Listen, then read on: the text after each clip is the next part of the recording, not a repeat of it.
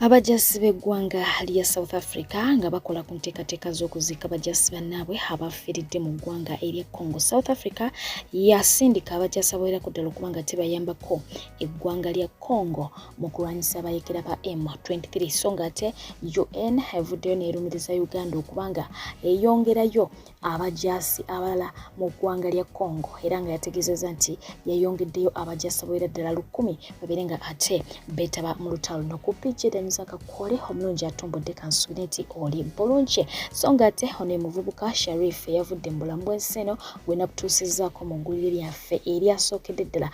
Omuvubuka ono yafiiridde Kawempe Tula era nga okufa kwe kwavudde ku lutalo olwabaddewo ku bbaala emu mu bitundu by'e Kawempe. Omuvubuka ono yabadde akolera mu ggwanga lya Kata era nga kigambibwa nti yabadde yakadda bw'atyo n'asaba okuba nga ate agenda asanyukemukko anywemukko ne banywanyi be era nga yagenze ne girlfriend we wabula nga kigambibwa nti oluvannyuma lw'okunywa ennyo wabaddewo ekikonde mu bbaala eyo ate ekigurupu ekirala ne kigenda maaso okuba nga kitegeeza ng'omuvubuka ono we yabbye essimu yaabwe ekika kya Tekino.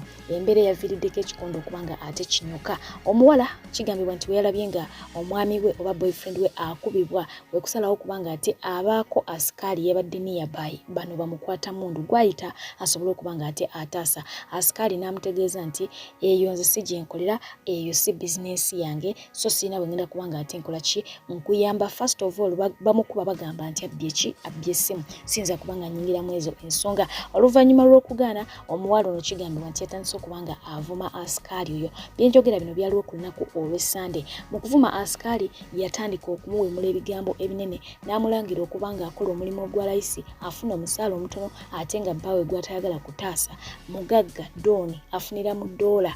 Okitegeera bino nno kigambibwa mbu bye bya sparkinga off omusirikale ono omukwata mundu n'agenda maaso okuba nga ate atulisa amasasi agakwata omuvubuka bw'atyo n'ava mu bulamu bw'ensi eno.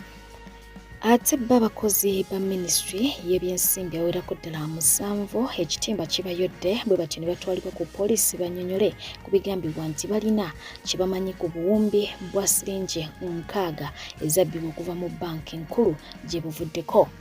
So nga ate ye omukyala amanyiddwa nga Mariam Wangadya ng'ono ye Uganda Human Rights Commission boss avuddeyo bw'atyo n'ategeeza nga bwe yeetaaga ensimbi ziwerako ddala obuwumbi 24 asobole okuba nga ate akwasaganya bulungi omulimu gw'okusomesa n'okutegeeza bannayuganda ku kikwatagana ne human rights oba n'eddembe lyabwe. Oba okiwulidde agamba nti ensimbi zino okusingira ddala zigenda kuba nga zisaasaanyizibwa mu mwaka gwa 2025 omwaka ogw'akalulu era nga okusingira ddala agenda tuteeka essira ku kusasula abakozi bagenda okuba nga ate akozesa mu mulimu guno oba mu mulimu gwe. So nga ate olunaku lwaleero Prime Minister w'eggwanga lino Robinah Nabbanja agenze maaso okuba nga ate atongoza omulimu gw'okutandika okuzimba eddwaliro erijja okuba nga ate lirongoosa abalwadde b'emitima. Bagamba nti abasawo mu ggwanga Uganda weebali nnyo nnyini ddala abasobola okuba nga ate bakwasaganya emirimu gino so nga ate olw'obufunda bw'ekifo okuba nga basobola okuteekamu ebyuma ebimala ebiyinza okukozesebwa mu kulongoosa abalwadde b'emitima.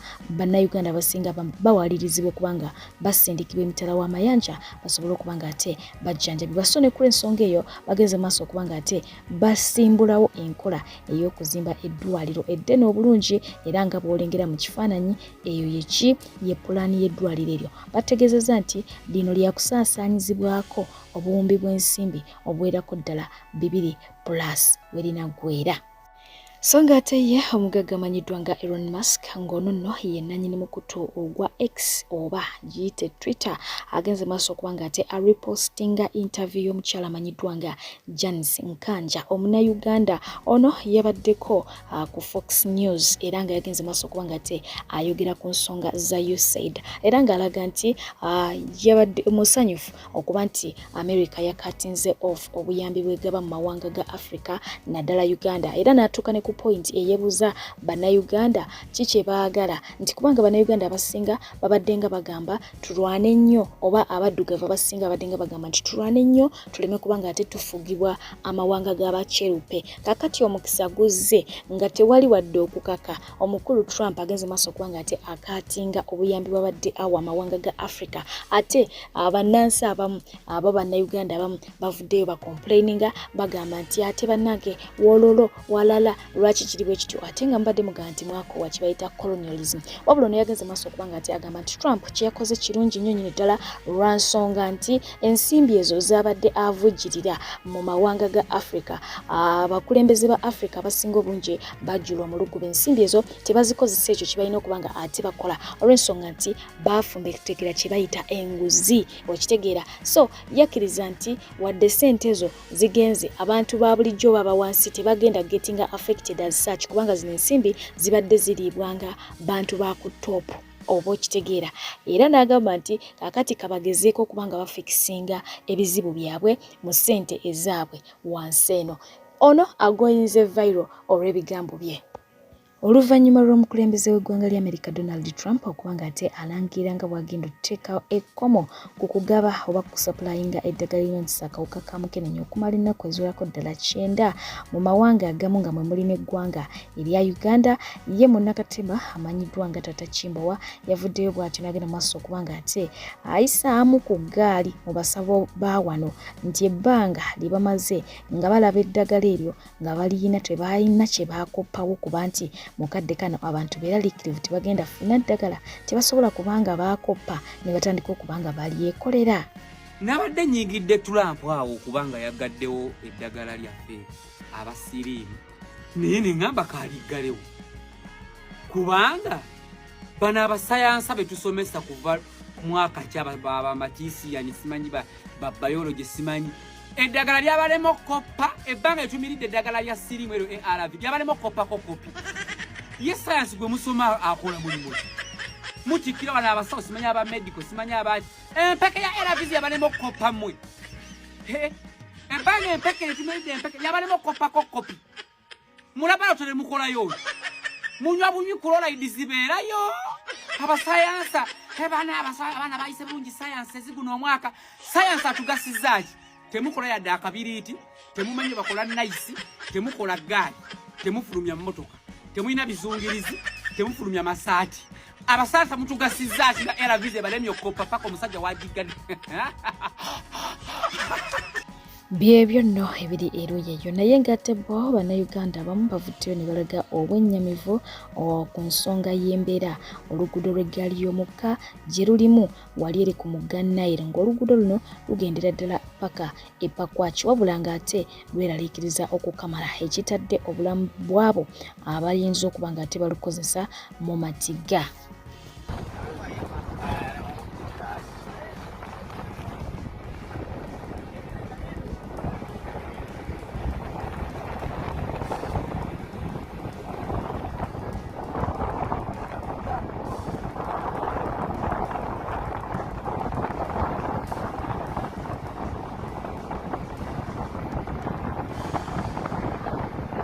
Ebyo nga bikyali awo yadde omukulu amanyiddwa nga Kaguta Museveni yasoose n'apinga ku nsonga y'okukkaanya ne Supreme Court ekyabadde kisaliddwawo nti abantu ba bulijjo tebalina kubanga ate bawozesebwa mu kkooti y'abamagye. Bw'atyo yamaze n'apondoka okusinziira ku Anthony General amanyiddwa nga Kiryowa Kiwanuka yategeezezza nga gavumenti bwe yakkiriza egende mu maaso kubanga ate etambulira ku biragiro bya Supreme Court eby'obutaddamu kuwozesa bantu ba bulijjo mu kkooti z'amagye era nti n'omukulu amanyiddwa nga Kaguta Museveni yalagidde embagirawo abakulu ku military court martial okubanga ate bagoberera ebiragiro bya Supreme Court bwe batyo bate n'abo abakwatibwa nga bali mu nsonga z'abafuzi era nga badde bagenda maaso kubanga ate bawozesebwa mu kkooti eno. Bino olugudde mu matu g'omukulu amanyiddwa nga Honorable Joel Ssenyonyi agenze maaso kubanga ate asaba ekyo kikolebwe mu bwangu ddala.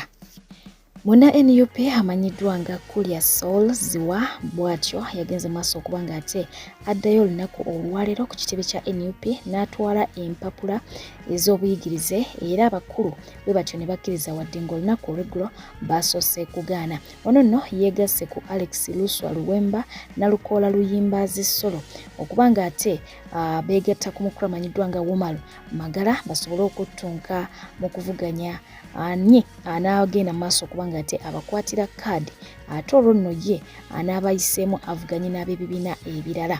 Weewaawo ye omukulu amanyiddwa nga Alex Luswa Luwemba avuddeyo bw'atyo n'ategeezanga nti abasajja be babadde nabo olunaku olwaleero abawerako ddala 9 nga bwe bakwatiddwa poliisi ng'eno ebavunaana okukola emivuyo mu kibuga olunaku olwaleero. Naye nga okusinza ku social media news bangi bagenze maaso okuba nga ate bapinga nga bagamba nti ono atandise kugoba sympathy. Eyo comment esingidde ddala okuba nga ate ebeera common.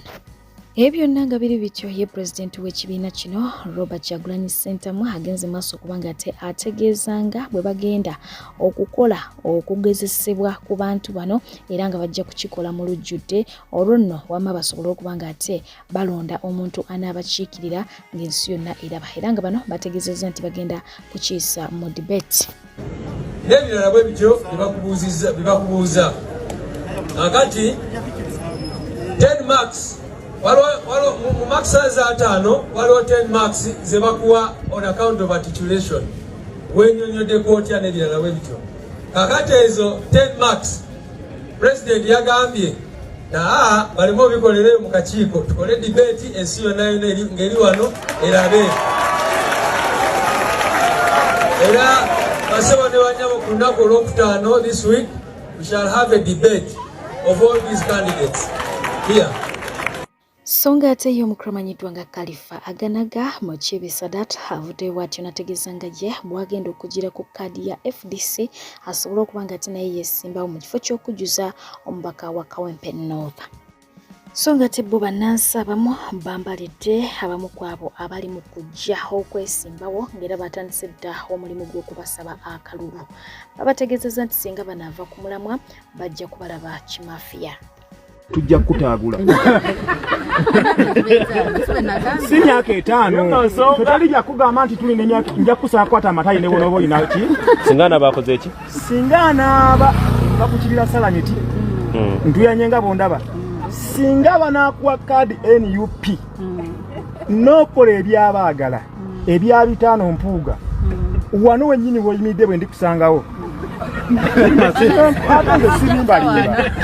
wano wennyini bwe ndikusangawo wano wennyini wekiggwera onsinkanidde onsabidde akamugambe nze nyina obulumi ku mutima otuna omusajja nga Mpuuga oba Abedi Bwanika agamba Bobi Wine muli wa Bisiyaga nze nensanga Mpuuga oba Abedi nja kukwatako omwamataayi era olinda ku mawulire naawe nkukusuubiza bw'olikyuka n'ekiwulira ojja kufuna amataayi gange oli omulala wa 5 omulala wa kasimu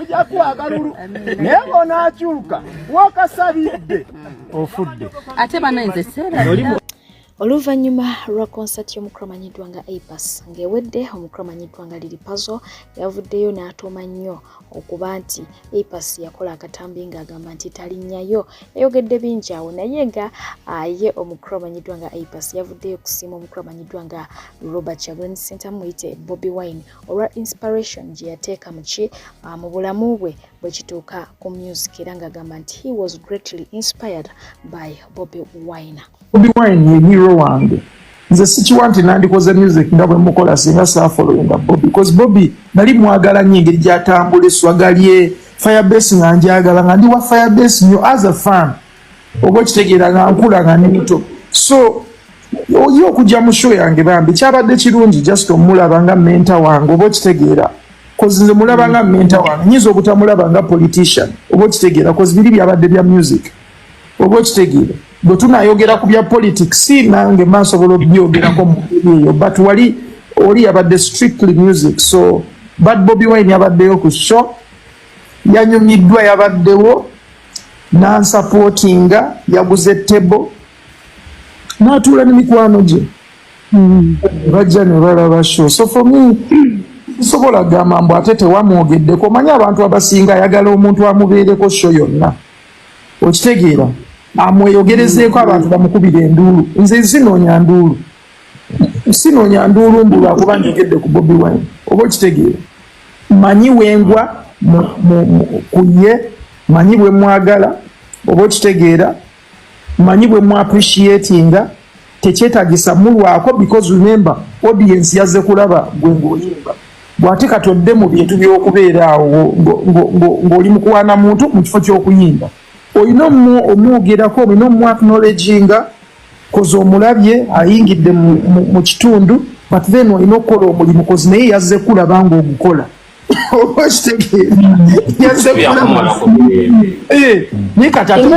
The recognition mwandigambye nti but when he came around yamweyogeddeko ne bamanya nti ali mu kifo. That show has to continue. 15 seconds and the show goes on. Robert Chagulanyi nze nabagambye Bad Bobi Wine yazze mu show yange. That's what I told them. And I bigged him up. Okay, mikono janga manyaze Uncle Hyper, the company called JV Properties Limited. Ntwalo mukisa guno okuyita gowe nawe namvuka munanga aliyeyo. Nenga wali etaza okubanga ofuna kapoloti oba ettaka eddene ne beba eka ettaka. Come to us, we are JV Properties. Ngenda kuwa poloti oleka ku milioni 3 eze Uganda nga poloti weri waliwo amasanyalaze ng'ettaka gimu bulungi osobola okulimirako oba okuzimbako ennyumba ey'okusulako. So okwalo gwange aliyeyo jangu efunye poloti ng'obudde bukyali. Poloti zino nnungi nnyo. Get it from me, tetulina ntobazi. Bintu byaffe si byankaayana, tukuwa ettaka nga n'oba ogambye nti enkyanzimba ozimbirawo. Obweyagala lyakyapa ekyapa kibaawo kyapa ku mmeeza si byakwetooloola. So jangu tukuwa ettaka gwali eyo mwattu weyagale. Come and join us. We are JV Properties so that you get a chance of owning a piece of land.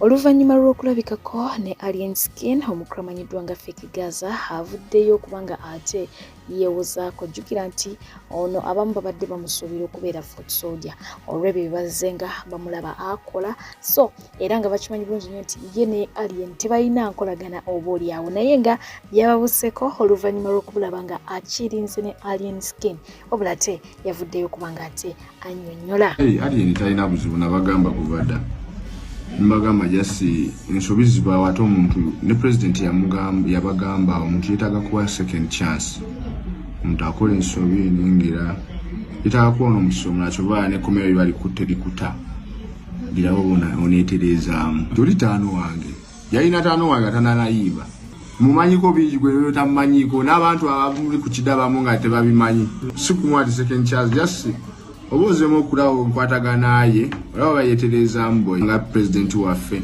alina ebintu byali akoledde nga ye Bobby kuno obudde si yeyo, so kuno obudde omulabira mutuba ddala bitwali tumulabira muki tasobola kuddamu bikola ebyo just nga omanyi nti bano basudi baba nabo obusegira abeera ne basudi bangi kali naddala mabegako abadde ne basudi abayiro abo bamuteekamu kino bafulufundo muteekamu kino ateekamu kino. So abo bonna balina okusooka abateeka wano babba omuvubuka. Nkolagana yange eri ku muzuuli ate nawe oli ku muzuuli lwakuba nti yandaze nti kati ali ku mulamwa owoshege. Bwe njogera ku Alien Skin sigira kubanga atembuusa maaso ebigambo by'omuto amanyiddwa nga Biswanka. Jjukira nti ono yaliko boss we era yavuddeyo n'agenda maaso kubanga ate agamba nti naye aleese kye bayita deep politics. Ebigambo bye biri mu kukumba. Tugenze mu deep politics. Zeno Biswanka abasinga mu manyi. So enaku lwejjo nakubiddwa Alien Skin yaliko boss wange. Nankubira essimu nga in fact yakozeseza mu ku baana be. Nankubira then ye naayogera. So nankubira mbasinkane okusooka n'entya ogendayo. Nakkiriza kozi nkyagala nange omanyi kibe kibango omuntu oba wali wamunyiiza naye nga alaga akudiddemu oba akusonyiye ezo mu kusooka netonda nga kiganye. So nasse nentyamu nengamba bandi banga baagala kunkuba kuba nabayisaamu eggaali kayinza oba katrap nga sinnategeera nti just ayita abantu ababaddeko mufango bwekityo something bagudde bona nagenza olaba oluvannyuma bu video nga gyebuli nengamba kale singa nagenze naye ate era erudda nina n'ensonga endala eyaŋŋaanya okumumiitinga we NRM avuluga nnyo ekibiina kyaffe kiri ku ludda oluvuganya oba ekiwandigambye ekirwanirira eddembe ekirwanirira obwenkanya ate nga ffenna tukiraba. Nze ndi victim w'ekibbattaka, twagobwa ku ttaka ne bw'olaba nga buno obudde ffenna famire yonna tupangisa bupangisi nga yadde mwalimu before abalina ew'okubeera abalina ettaka eri abajjajjaabwe naye ne batugoba onfuna mu mbeera enzibu ennyo watali compensation yonna ntugobwa ku ttaka okitegeera. Kati essaawa leero nze bwe ndaba omuntu asekerera oba abantu abagezaako okunoonya obwenkanya yadde tetumanyi butya bwe tugenda kufuna bwenkanya obwo wabula tulina ekigendererwa kimu bwenkanya mu bantu. Twagobwa ku ttaka nga naye abatugoba bakulaga balina akakwate ku ofiisi ez'amaanyi mu gavumenti nti ffe abantu abasinga tulina we tulwana. Nze ndiwo ekikandwa amayirikiti awo abamanyiwo we batuzaala twagobwa awo we bayita mu Baliga. MP waffe yali Patrick Nsamba era twali neibawe era muzeyi Kayindo abamumanyi kikandwa awo mayirikiti. Nze Biswanka bwe ndabikira mu katambi n'abantu abavuma NUP ng'ate ndiwagira nina ekigendererwa mbanga alidde mu nsi yange olukwe. Ekyo kyekimu ku byaŋŋaanyi onfuna. Tukwagala nnyo era tukusaba okomewo mu NUP kubanga olina numbers ezeetaagisibwa okulaba nga tuteekawo embeera ennungi mu bantu mu kalulu. Kubanga bwe mba nga wasobola okumpa ku maanyi go nange ne mbawo akabi nga buno budde bammanyi newankubadde sinnafuna ku ssente kiba kyakabi ye social capital. Tukwagala nnyo era nze nkuwanya ekitiibwa naye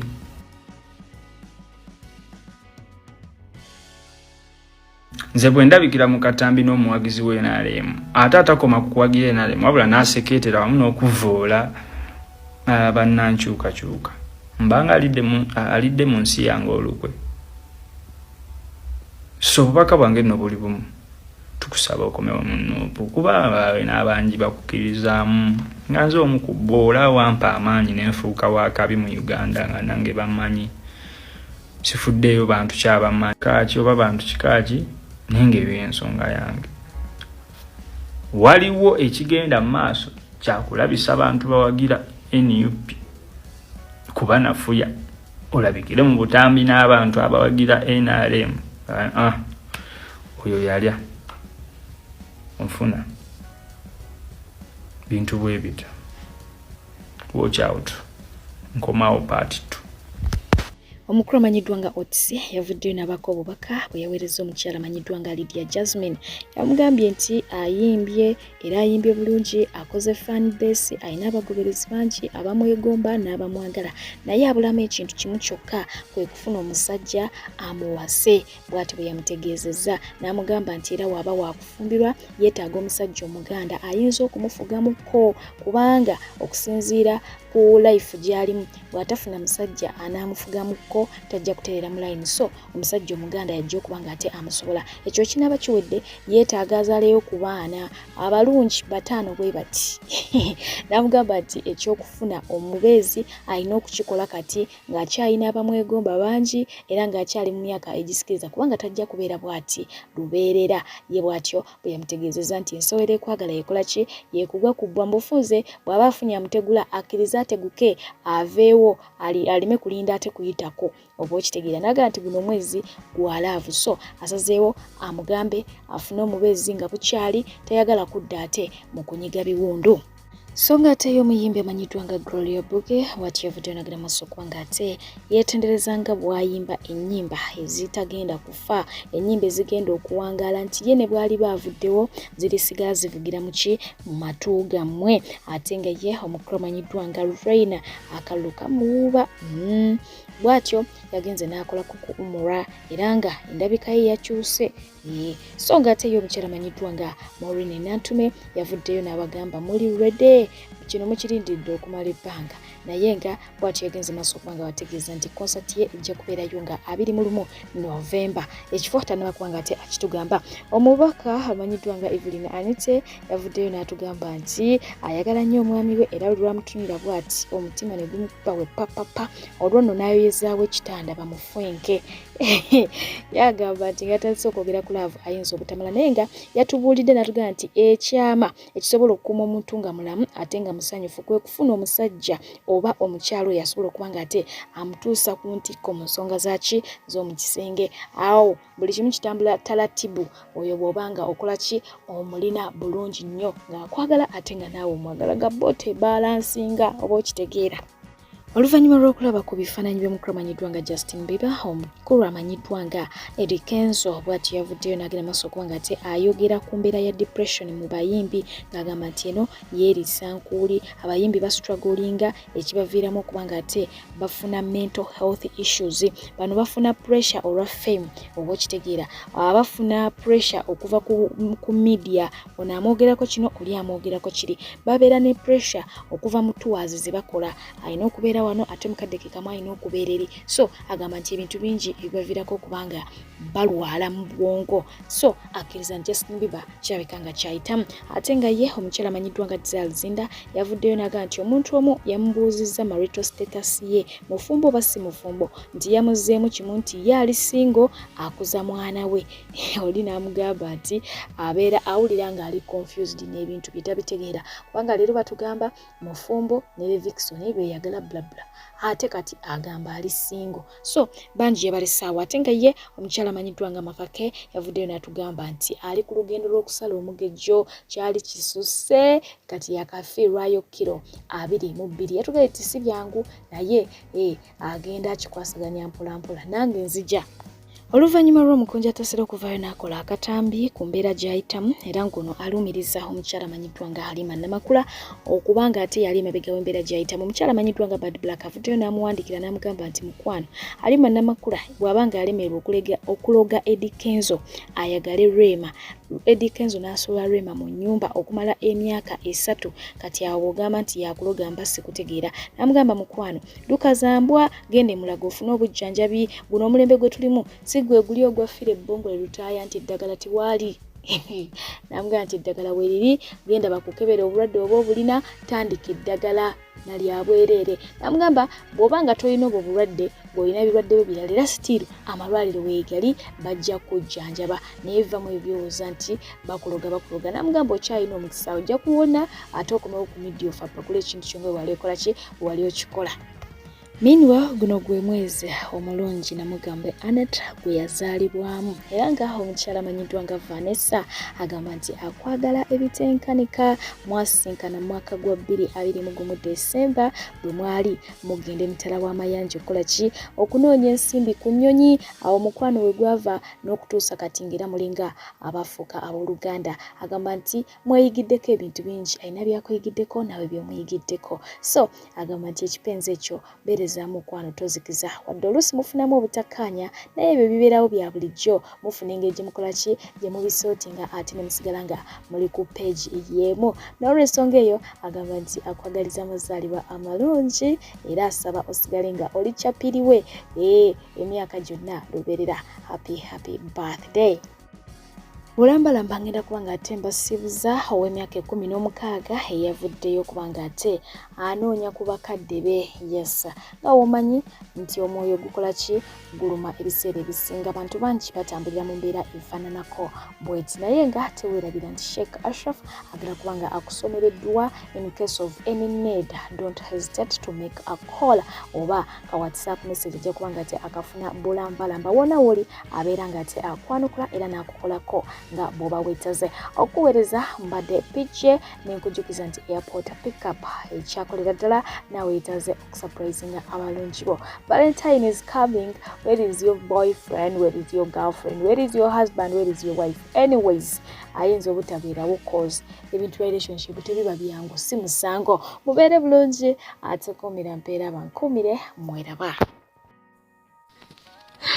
Mujja baleko basibu ne bannya babakumidde ku TikTok. Saba muwulirize message yange. Amannya Bampita Nampala Shadia, amazaalibwa omwami mu Bwamasiraaji. Badde nsaba musharinga video eno buli omuntu gwe followinga agiwulire. Noonya maama wange manyiko erinnya limba muyita Keria, yali mukyala mu Rwanda. Naye maama wange oyo yali akola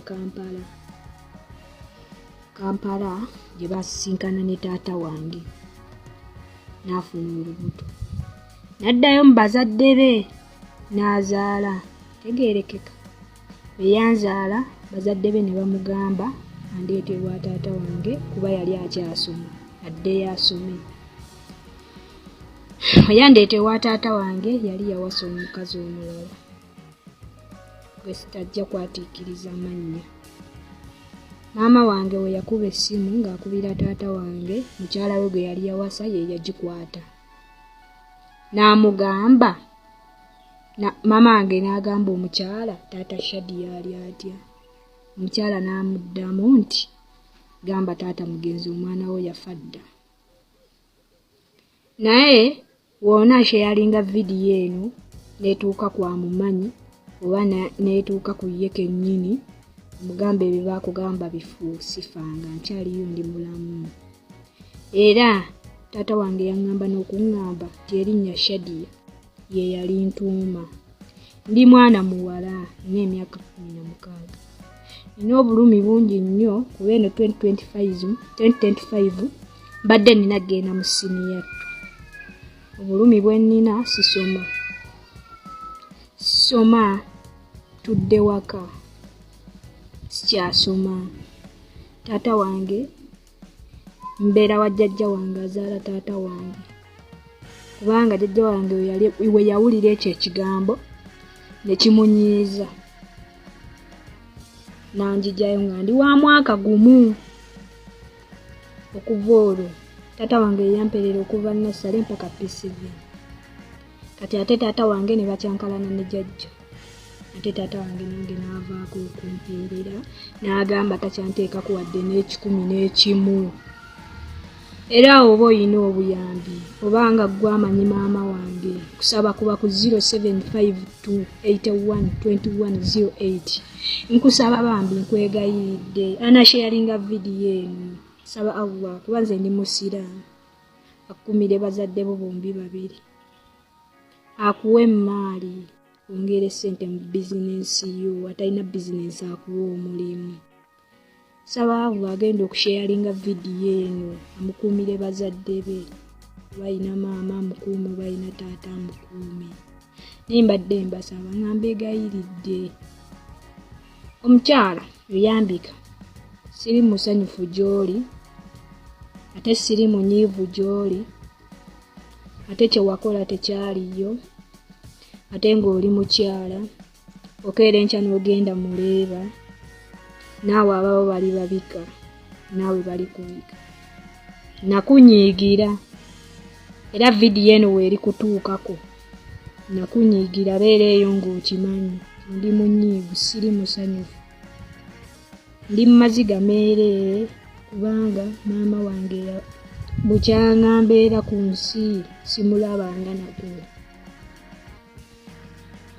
kyekyo. Naye mbadde mbasaba bambi sharinga vidiyo gitambuze ndi bubi saba buyambi sisoma ate nga mbadde neetaaga okusoma. Mwebale nnyo. Mukama abakuuma abawa omukisa buli agenda sharinga vidiyo Mukama akuwa omukisa akuume gwe ne famire yo ne bazadde bo. Bye.